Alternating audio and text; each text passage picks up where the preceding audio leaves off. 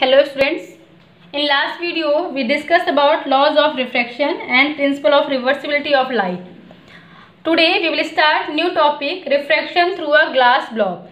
पहले हमने ये डिस्कस किया कि रिफ्रैक्शन होता क्या है एंड जब आपका रिफ्रैक्शन होता है then refracted ray will bend towards the normal and will bend away from the normal. दोनों अलग अलग केसेस था कि किस केस में आपका नॉर्मल की तरफ बेंड होती है रिफ्रैक्टेड रे एंड किस केस में आपका नॉर्मल से दूर बेंड होती है. तो यही जो बेंडिंग ऑफ रे होता है that is known as refraction of light.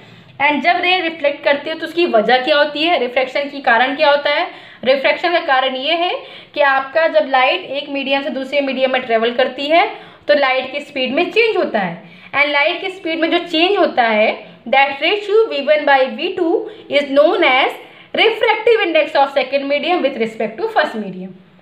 And उसी पे बेस आपके टू लॉज ऑफ रिफ्रैक्शन था. फर्स्ट लॉ ये था कि incident ray, refracted ray and normal will lie on the same plane and second law था sin i by sin r will be a constant value and that constant value will be equal to the refractive index of second medium with respect to first medium n to 1. अब ये देख रहे हैं कि पहले हमने generally एक surface लिया था. अब इस केस में हमने ये देखना है कि रिफ्रैक्शन हो रहा है थ्रू अ ग्लास ब्लॉक. हमने ये एक ग्लास ब्लॉक लिया है.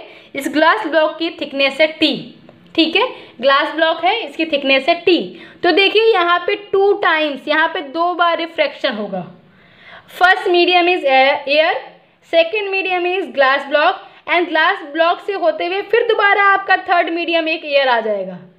फर्स्ट मीडियम एयर है, थर्ड मीडियम भी एयर है. एयर से आपकी लाइट ग्लास ब्लॉक के अंदर गई, फिर ग्लास ब्लॉक के बाद फिर वहाँ से बाहर रे वहाँ गायब तो होगी नहीं, फिर वहाँ से रे फिर इमर्जेंट रे आपको एक मिलेगी जो कि उस ग्लास ब्लॉक से बाहर आएगी. तो यहाँ पे देखिए फर्स्ट इज इंसिडेंट रे, ये आपकी रे इंसिडेंट हुई है. फिर हमने यहाँ पे एक नॉर्मल ड्रॉ किया है. The angle between incident ray and normal is known as angle of incidence I. तो ये रे आपकी क्या हो गई है, it will bend towards the normal. Why, first medium आपका एयर है, सेकेंड मीडियम ग्लास ब्लॉक है. तो एयर के कंपेरिजन में ग्लास डेंसर है. It means ray is going from rare medium to denser medium. Rare medium से denser medium में क्या जाएगी तो क्या होगा, लाइट की स्पीड क्या होगी, कम होगी. लाइट की स्पीड कम होगी तो रिफ्रैक्टेड रे आपका नॉर्मल की तरफ बेंड हो जाएगा. ठीक है, और यह आपकी जब रे बेंड हो गई फिर ये ग्लास के दूसरे साइड में फिर यहाँ पे क्या होगा, रिफ्रैक्शन होगा. फिर हमने यहाँ पे एक नॉर्मल ड्रॉ किया और जो ये रिफ्रैक्टेड रे थी अब ये ग्लास ब्लॉक से बाहर निकलेगी. तो ग्लास ब्लॉक से जो ये रे बाहर निकली that is known as emergent ray. इसे क्या बोलते हैं, इमर्जेंट रे, जो ग्लास ब्लॉक से बाहर निकल रही है. तो एक बार यहाँ पे रिफ्रैक्शन हुआ, दोबारा यहाँ पर रिफ्रैक्शन हुआ. पहले रेयर मीडियम से डेंसर मीडियम में गया तो यहाँ पे क्या होगा, रे आपकी नॉर्मल की तरफ बेंड हुई. अब देखिए, अब आप यहाँ का इस केस में देखिए, इस केस में फर्स्ट मीडियम आपका ग्लास है, सेकेंड मीडियम एयर है. Means ray is going from denser medium to rare medium. आज जब डेंसर मीडियम से रेयर मीडियम में जा रही है तो क्या होगा, then this ray will go away from the normal. ये जो बेंड होगी ये किस तरफ बेंड होती है, नॉर्मल से दूर बेंड होती है, क्योंकि फर्स्ट मीडियम आपका क्या था, ग्लास था, सेकेंड मीडियम एयर है. अभी यहाँ पे इसकी स्पीड कम थी. अब जब ये आपके ग्लास से एयर में वापस आएगा तो फिर आपकी लाइट की स्पीड क्या हो जाएगी, बढ़ जाएगी. तो अब आप यहाँ पे देखिए रे इंसिडेंट इस तरीके से हुई थी, उसका ओरिजिनल पाथ ये होना चाहिए. ठीक है, तो पहले आपका फिर इसकी यहाँ पे इसकी ओरिजिनल पाथ में एक बार चेंज हुआ, फिर दोबारा ये आपका जो आपको इमर्जेंट रे मिली है. तो यहाँ से आप ये देखेंगे कि जो पहले आपकी इंसिडेंट रे का जो ओरिजिनल पाथ होना चाहिए और जो ये आपकी इमर्जेंट रे आपको मिली है, दोनों रे एक दूसरे के पैरेलल मिले होती हैं. जो इंसिडेंट रे है एंड जो इमर्जेंट रे हैं दोनों एक दूसरे के हैं, पैरेलल हैं. बट दोनों के बीच में अब एक क्या है, डिफरेंस है. ये ओरिजिनल पाथ ये होना चाहिए, बट अब आपको जो इमर्जेंट रे मिली उसका पाथ ये है. दोनों हैं तो पैरेलल, लेकिन दोनों के बीच में अब एक जो डिफरेंस है, ये इन दोनों के बीच में एक आप तरीके से डिफरेंस है, डिस्टेंस है. तो जो ये डिस्टेंस है कि आपका जो डिस्प्लेसमेंट हुआ है, रे का ओरिजिनल पाथ ये होना चाहिए, लेकिन फाइनली आपका रे का पाथ ये है. तो इन दोनों के बीच में जो ये डिस्प्लेसमेंट है, डिस्प्लेसमेंट कैसे निकालेंगे, displacement is the shortest distance. तो अगर आप इन दोनों के बीच का जो मिनिमम डिस्टेंस लेंगे दैट इज डिस्प्लेसमेंट, तो इसके लिए हमने एक परपेंडिकुलर ड्रॉ कर दिया है, ये डी से इंडिकेट किया है। दिस डिस्प्लेसमेंट और this difference of length between these rays is known as lateral displacement D. So what is lateral displacement? Lateral displacement is the displacement of emergent ray from its original path. जो आपकी incident ray थी, तो जो इसका original path था उससे जितना displacement में आपको ये इमर्जेंट रे मिली है, this displacement is known as lateral displacement. तो देखिए इसका डेरिवेशन हमने किया है, तो डेरिवेशन इसका नोट्स में आपको प्रोवाइड कराया गया है, तो डेरिवेशन आप देखेंगे तो आपको इजीली समझ में आ जाएगा। डेरिवेशन पार्ट आपको डिराइव करने के लिए एग्जाम में नहीं आता है, लेकिन एक बार आपको कैसे, मैंने आपको नोट्स में ये दिया है कैसे आपका ये डेरिवेशन होगा। आपको मेन इसमें ये पूछते हैं कि लैटरल डिस्प्लेसमेंट क्या होता है एंड ये किस पे डिपेंड करता है। तो आपको ये कॉन्सेप्ट पता होना चाहिए किस तरीके से लैटरल डिस्प्लेसमेंट क्या होता है और किस तरीके से रिफ्रैक्शन एक ग्लास ब्लॉक के थ्रू होता है। Now this value, this lateral displacement D will be equal to T sine I minus R divided by cos R. तो लैटरल डिस्प्लेसमेंट की वैल्यू क्या होगी? T means thickness of this glass block into sine I minus R. I is the angle of incidence, R is the angle of refraction. तो देखिए यहाँ पे आपको एक और चीज़ ध्यान रखना है, जो ये एंगल ऑफ इमर्जेंस है, इमर्जेंट रे नॉर्मल के बीच में हमने एंगल ऑफ इमर्जेंट ई से इंडिकेट किया है। This E will be equal to I. जो ये एंगल ऑफ इमर्जेंस होगा और जो एंगल ऑफ इंसिडेंस है दोनों सेम होगा। क्यों? क्योंकि दोनों मीडियम सेम है। पहले वो एयर से ही इंसिडेंट हुई थी, बाद में वापस वो एयर में ही गई है, तो एंगल आई और ई क्या है वो दोनों सेम होगा। और यहाँ पे ये एंगल आर है, तो यहाँ पे ये एंगल भी आपका आर होगा। ये दोनों नॉर्मल एक दूसरे के पैरेलल हैं, फिर जो ये एंगल है, ये अपोजिट एंगल, दोनों एक दूसरे क्या रहेंगे? इक्वल होंगे। Both angle will be equal to R and E will be equal to I.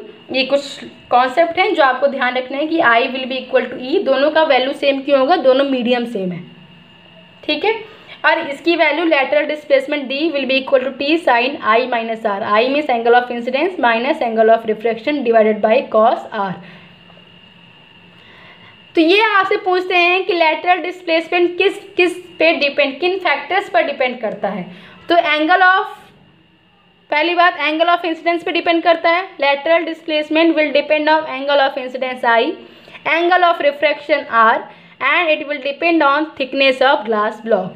जो ये ग्लास ब्लॉक है इसकी थिकनेस थी है, देखिए डी की वैल्यू किस पे डिपेंड कर रही है? टी पे डिपेंड कर रही है, आई पे डिपेंड कर रही है और किस पे डिपेंड कर रही है? आर पे डिपेंड कर रही है। तो T means thickness of this glass block. So what is lateral displacement? Lateral displacement is the change in distance from its original path। कि जो ओरिजिनल पाथ था रे का आफ्टर रिफ्रैक्शन, जो ओरिजिनल पाथ था, तो उससे जो आपका डिस्प्लेसमेंट हुआ है रे, दोनों का आई और ई सेम है, दोनों एक दूसरे के पैरेलल हैं, बट दोनों के बीच में अभी क्या हो गया है? डिस्टेंस मेंटेन हो गया। जो ओरिजिनल पाथ था, इंसिडेंट रे था, जो इमर्जेंट रे है, दोनों के बीच में अब आप क्या हो गया? एक डिस्टेंस मेंटेन हो गया है। This displacement is known as lateral displacement. Next topic is real and apparent depth. देखिए रियल एंड अपेरेंट डेप्थ क्या होता है? कोई भी लिक्विड है या फिर वाटर लीजिए और उसके अंदर एक कॉइन हमने रखा हुआ है, ठीक है। तो जो कॉइन है या फिर कोई भी जो ऑब्जेक्ट जो वाटर में नीचे रखा गया है, तो इसकी जो ओरिजिनल हाइट है मान लीजिए कंसीडर करें h, लेकिन जब हम उसको वाटर के ऊपर से, पानी के ऊपर से देखते हैं, तो उसकी जो हाइट है, जो उसकी रियल डेप्थ है, वो उससे ऊपर आपको दिखाई देता है। मीन्स जो कोई भी कॉइन ले लिया या कोई भी ऑब्जेक्ट है, उसको नीचे किस हाइट पर है, किस डेप्थ पर है? h है। इसकी डेप्थ कितनी है? इनिशियल डेप्थ इसकी, ओरिजिनल डेप्थ इसकी h है। लेकिन जब आप उसको देखते हैं पानी के ऊपर से, तो ये आपको ओरिजिनल जो डेप्थ है इसकी, उससे ऊपर दिखाई देता है। तो ये कंसीडर कर रहे हैं कि अपेरेंट डेप्थ कितनी? h dash. अपेरेंट हाइट क्या है इसकी? h डैश है। हमको जो आपको जिस हाइट पर, जिस डेप्थ पर दिख रहा है कॉइन, वो h डैश है, और इसकी जो ओरिजिनल डेप्थ है वो h है। ठीक है। तो ये कंसीडर कर रहे हैं कि इसकी ओरिजिनल जो आपकी डेप्थ h है और अब आपको जो अपेरेंट डेप्थ आपको h डैश पे वो आपको कॉइन दिख रहा है, इन दोनों के बीच में जो शिफ्टिंग है, जो शिफ्ट हुआ है, दैट इज़ x, कि जिसकी ओरिजिनल डेप्थ थी और जो आपकी अपेरेंट डेप्थ है, इनके बीच का डिफरेंस क्या है, x means shift in position of this coin. Coin की पोजीशन ये है, लेकिन वो आपको दिख किस पोजीशन पे रहा है, तो जो ये शिफ्ट है कि ये किस पोजीशन, इस यहाँ से आपको दिख यहाँ रहा है, तो जो इसकी शिफ्ट है दैट इज़ x, ठीक है। तो ये शिफ्ट की वैल्यू कितनी आएगी, that we will find. If n is the refractive index of this water, water का रिफ्रैक्टिव इंडेक्स क्या है, n है, and refractive index of this medium is n। Water की जगह पे आपका ग्लास के केस में भी सेम यही चीज़ होगा, कॉन्सेप्ट यही है। तो यहाँ पे एक वाटर का एग्जांपल लिया गया है, अगर आप ग्लास में भी लें तो उसकी भी मान लीजिए कोई आपका कोई भी उसके नीचे कोई ऑब्जेक्ट रखा गया है, तो अपेरेंट हाइट या अपेरेंट डेप्थ आपका h है, and sorry real depth h है and apparent depth h dash है, then refractive index n will be equal to h by h dash. Refractive index क्या हो जाएगा, refractive index of medium equal to real depth divided by apparent depth h dash. तो यहाँ से h dash की value क्या आ जाएगी, h dash equal to h by n। तो यहाँ से हमें x की वैल्यू निकालना है। तो देखिए आप डायग्राम से ही देखिए h की वैल्यू क्या होगी, ये जो डेप्थ है, ये जो वैल्यू है दैट इज h, एंड जो apparent depth is h dash. तो यहाँ से x की वैल्यू क्या आएगी, x will be equal to h minus h dash. ये टोटल लेंथ h है और ये लेंथ h डैश है, then x will be equal to h minus h dash. और h डैश के प्लेस में h डैश को इन टर्म ऑफ h हमने इस फॉर्मूले से निकाला है, h dash equal to h divided by n। h is real depth, n is refractive index, so x will be equal to h minus h by n। यहाँ से h आपने common ले लिया, आपका ब्रैकेट में पार्ट आ गया है 1 minus 1 by n। So shift in height of object x equal to h into 1 minus 1 by n। h is real depth and n is the refractive index of medium. तो इस फॉर्मूले पे numericals आते हैं, आपको ये ध्यान रखना है, न्यूमेरिकल्स आते हैं। और ये real depth and apparent depth क्या होता है, कोई भी ऑब्जेक्ट किसी भी मटेरियल, ट्रांसपेरेंट मटेरियल के नीचे है, तो जो उसकी ओरिजिनल डेप्थ है वो आपको उससे ऊपर दिखता है, that is because of refraction, that is because of refraction. तो इसका जो आपका कंप्लीट डेरिवेशन है ये आप 12th क्लास में पढ़ेंगे, अभी बहुत डीप आपके पास ये टॉपिक नहीं है।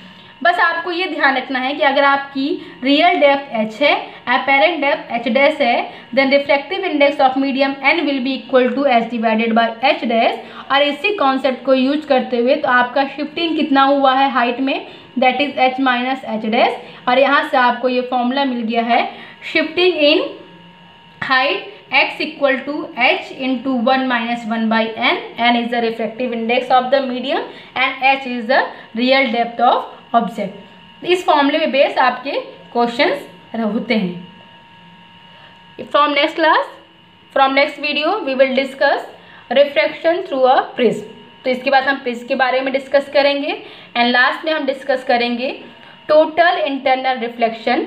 उसके साथ हमारा ये चैप्टर कंप्लीट हो जाएगा। Thank you.